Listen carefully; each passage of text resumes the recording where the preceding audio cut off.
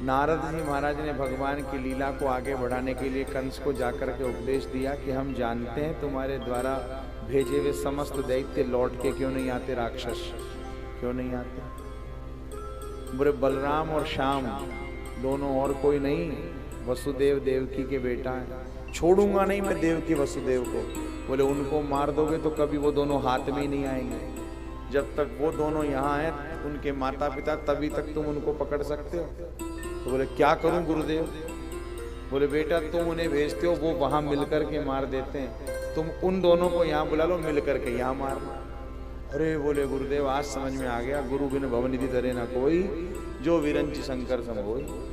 गुरु जी की कृपा के बिना तो ब्रह्मा विष्णु महेश को भी गति नहीं। इसलिए हे गुरुदेव नारद जी आपने बड़ा सही उपाय बताया। तब तक नारद जी तो उपदेश दे करके गए, केशी आ गया।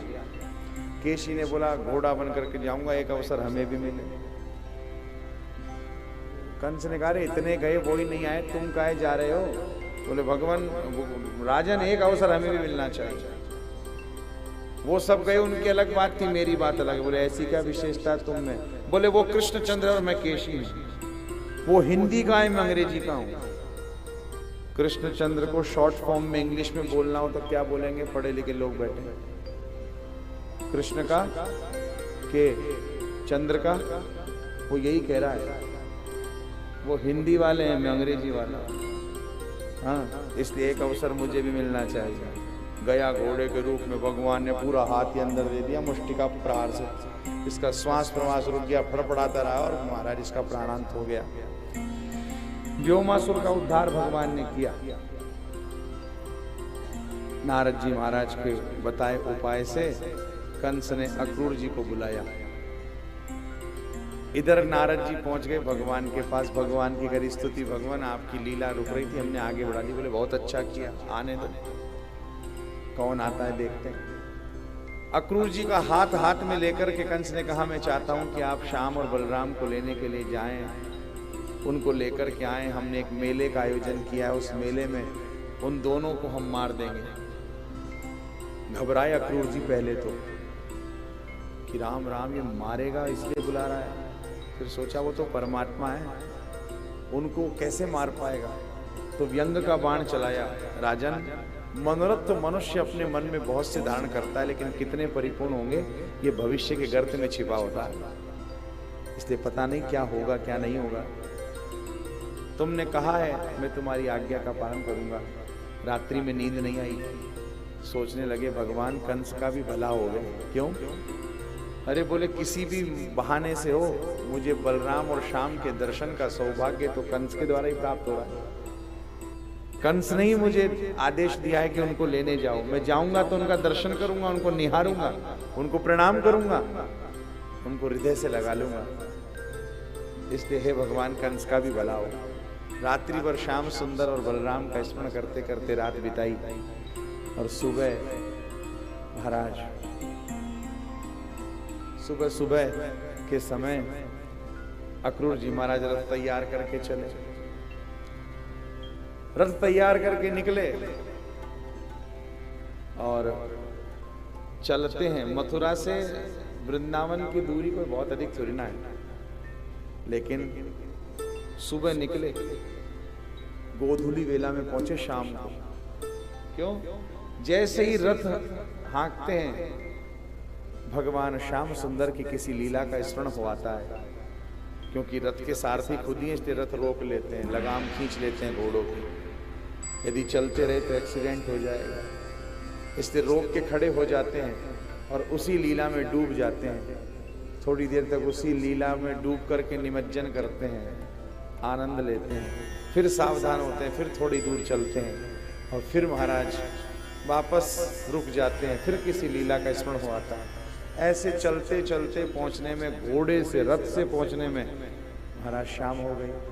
तभी तो मीरा दीदी बोल पड़ी, दूर नगरी बड़ी दूर नगरी, कैसे आऊं मैं कनाई, कैसे आऊं मैं सांवरिया, तेरी गोकुल नगरी बड़ी दूर नगरी।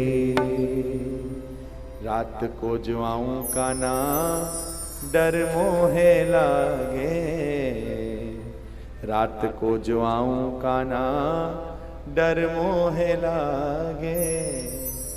दिन को आऊं तो देखे सारी नगरी,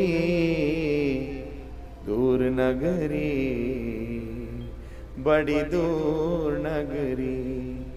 सखी संग आऊं काना शर्म मोहे लागे, सखी संग आऊं काना शर्म मोहे लागे।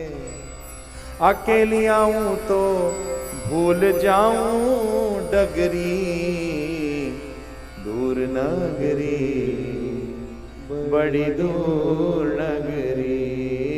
काना दूर नगरी बड़ी दूर नगरी। मीरा कहे प्रभु गिरधर नागर,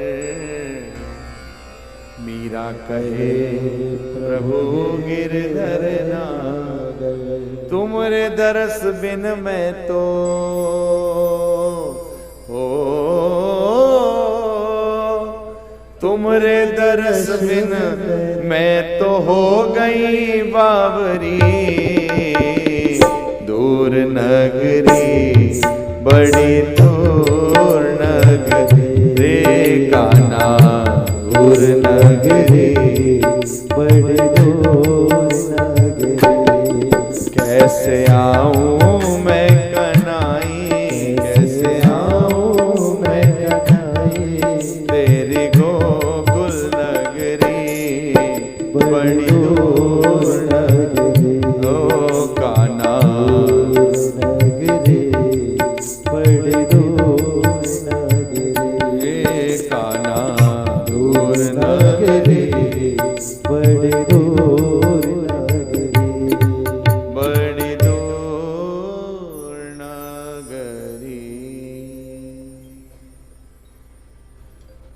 संध्या काल गोधुली वेला में पहुंचे, और जब गोधुली वेला में पहुंचे तो पहुंच करके सोच रहे थे कि श्री धाम में पहुंचते ही रथ से उतरते ही श्याम बलराम का दर्शन कर लूंगा।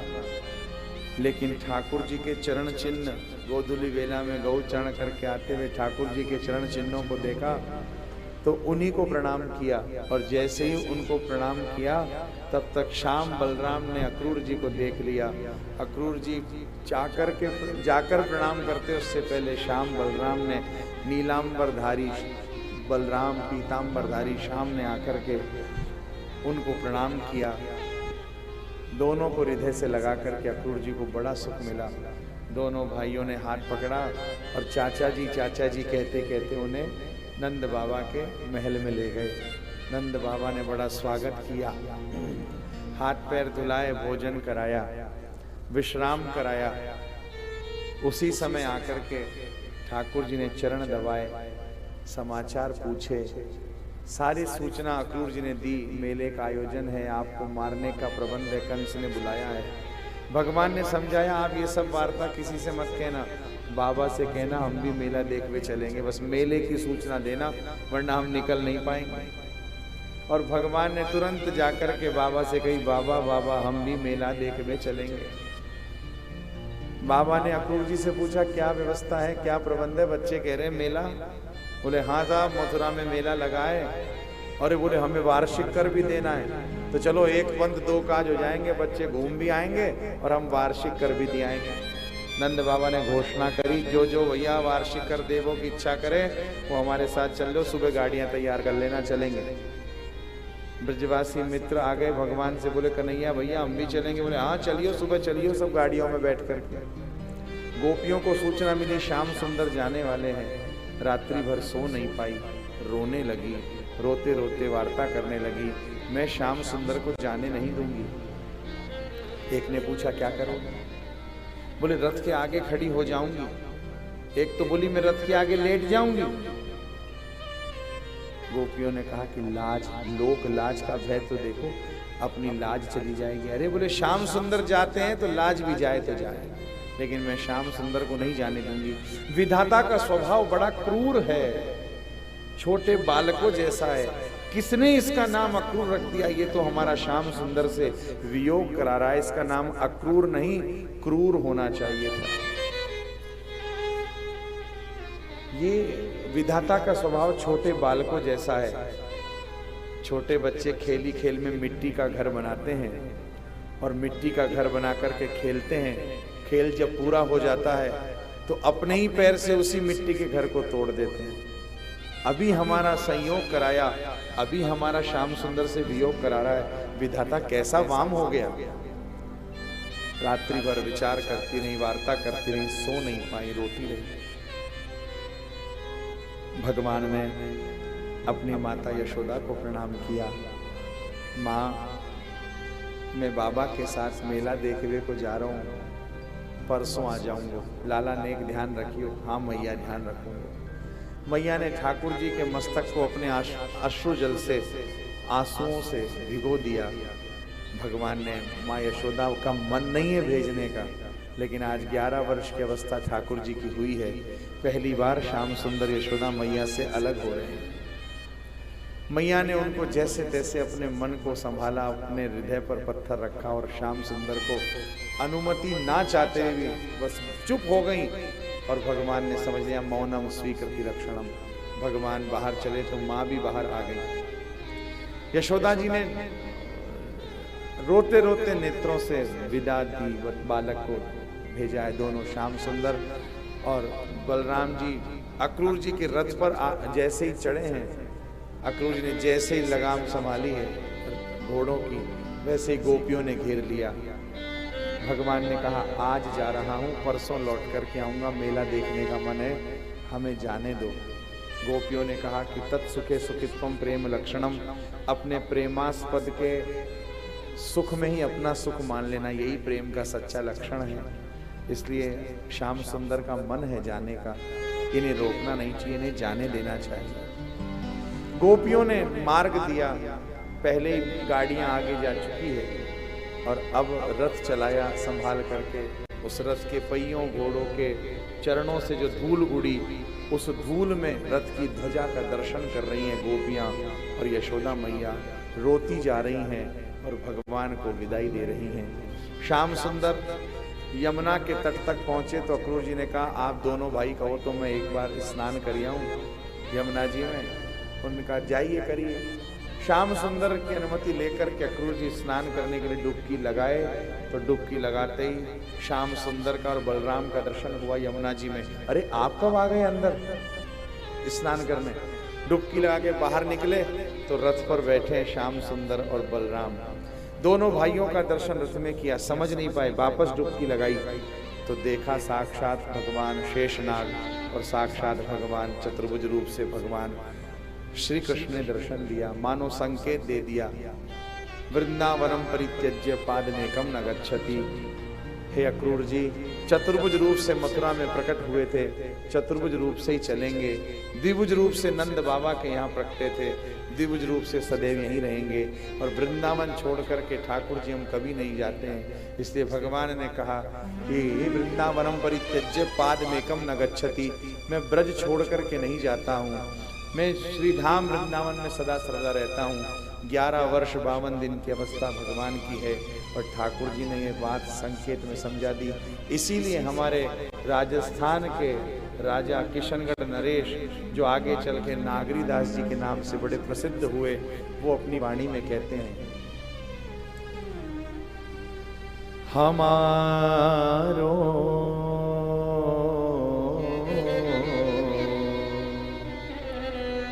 मुरली बारो श्याम, बिन मुरली वनमाल चंद्रिका, नहीं पहचानत नाम, हमारो मुरली बारो श्याम। अरे मन वृंदा विपिन निहार, विपिन राज सीमा के बाहर हरिहू को न निहार। अरे मन वृंदा विपिन निहार, वृंदावन में ही लताओं में, वृंदावन के विपिन में, निकुंज में ठाकुर ठकुरानी गोपियों के साथ में रास करते कहीं मिल जाएंगे और कहीं नहीं मिलेंगे। इसलिए हमारे यहाँ तो श्री कृष्ण प्रणामी मंदिर में वही ठाकुर जी के मुकुट और वही ठकुरानी की चंद्रिका का ही अर्चन है, उन्हीं का दर्शन है। यही है रास के ठाकुर। ये युगल कभी अलग नहीं होते, इनमें कभी वियोग नहीं होता, इनमें कभी विरह नहीं होता है, सदैव साथ बने रहते हैं। हाँ, यही ठाकुर जी की लीला है। कभी ठाकुर जी अलग नहीं हुए गोपियों से, लेकिन लीला का विषय है। जैसे ही अक्रूर जी ने वापस डुबकी लगाई, भगवान ने अपना दिव्य दर्शन कराया, तो उस दर्शन को करते ही अक्रूर जी ने स्तुति करना प्रारंभ कर दिया। भगवान के सारे अवतारों का नाम ले लिया इसी स्तुति में। स्नान करके निवृत्त होकर के वापस रथ को संभाल करके चलाए। नंद राय जी का एक भवन मथुरा में भी है, क्योंकि नंद बाबा राय हैं, बड़े हैं, राजा हैं, तो एक भवन मथुरा में, वहां जाकर के रुके हैं।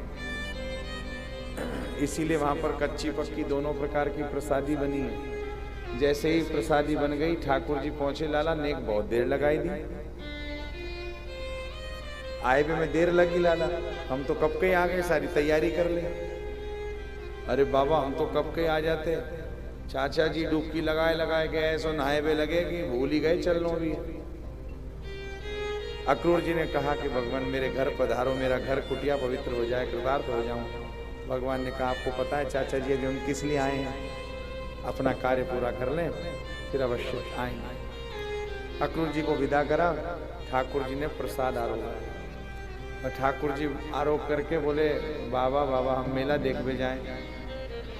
नंद बाबा बोले बेटा थक कर के आए हो, यात्रा करके भोजन करो, थोड़ा विश्राम कर लो, बाद में चल जाए। ना बाबा हमारो बड़ो मन है। दाऊ दादा बोले बाबा मैं लेके जाऊंगा, सावधानी से, आप चिंता ना करिए।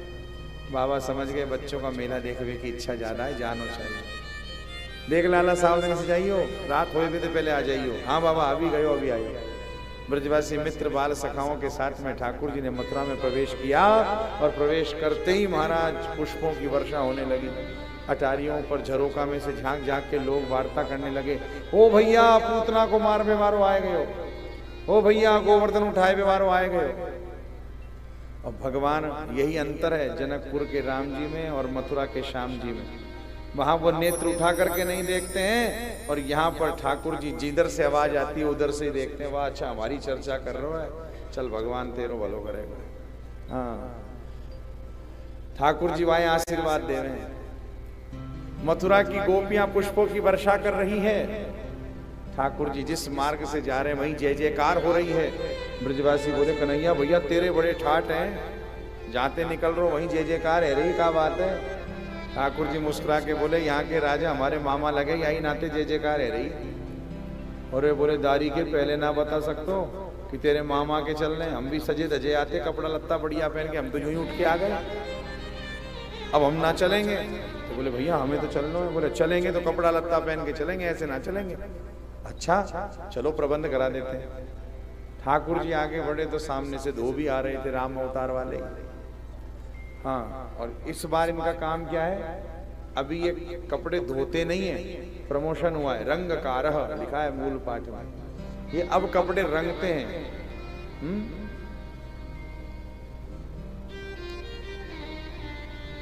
ऐसो रंग दे रंग ना ही छूटे।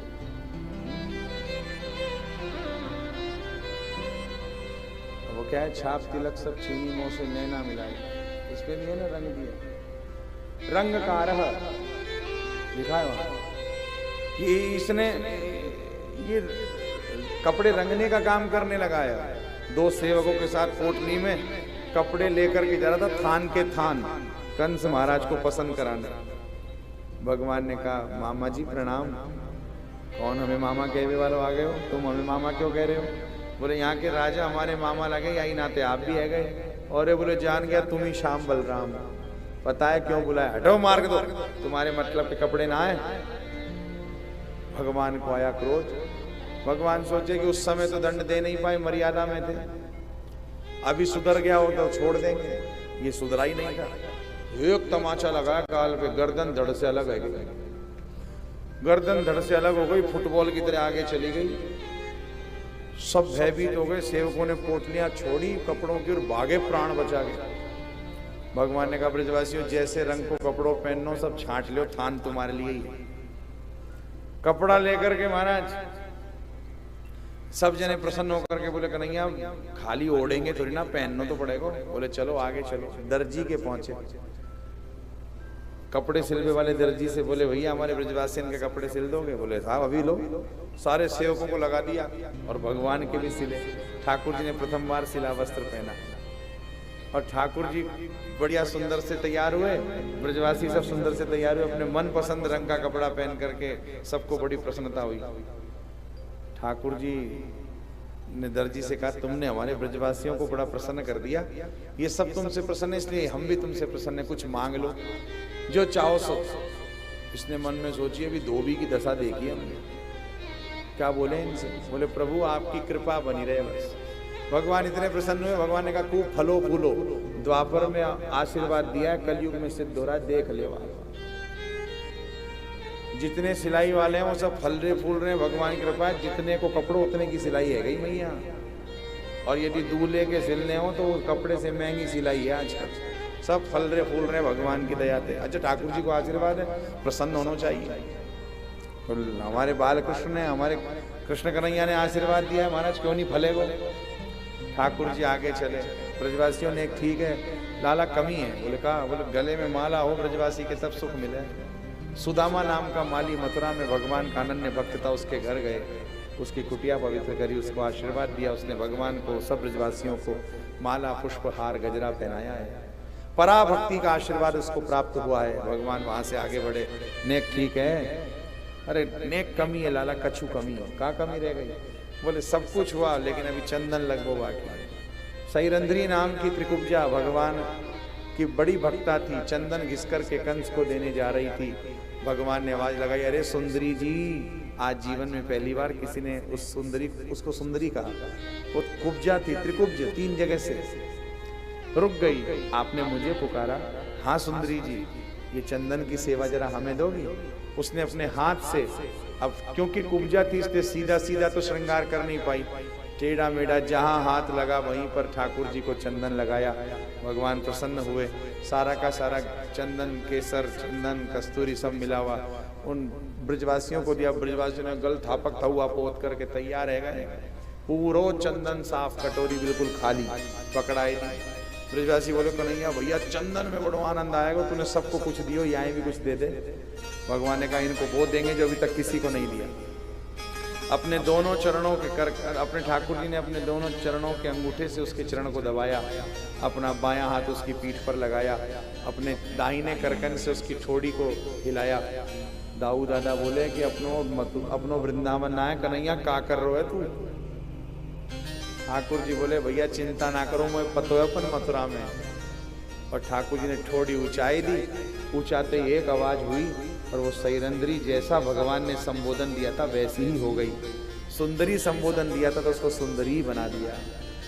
बोलिए कृष्ण कन्हैया लाल की।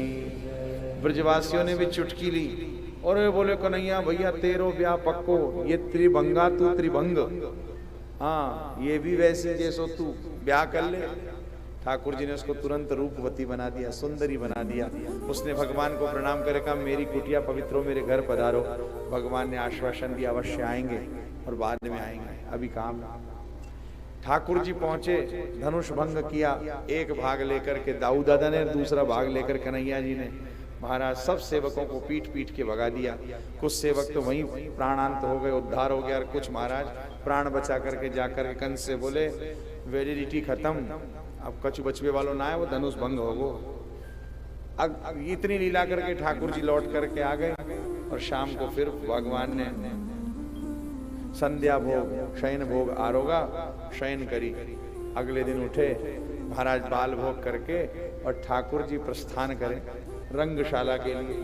कुवलिया पीड़ हाथी, उसको देख करके भगवान ने उसका भी उद्धार किया। उसके दोनों दांत निकाल लिए, दोनों भाई अपने कंधे पे रख करके रंगशाला में प्रवेश करे, जहां कंस ऊंचे मचान पर बैठा था। मुष्टिक, चाणूर, शल, तोशल, कूट, ये 5 पहलवान बड़े बलशाली थे। इनके 10-10 हजार चेला थे। इन सब चेलाओं के साथ में इन्होंने ललकारा भगवान को। भगवान ने एक एक दाव लगा करके इन सब का उद्धार कर दिया और महाराज सबको सदगति हो गई।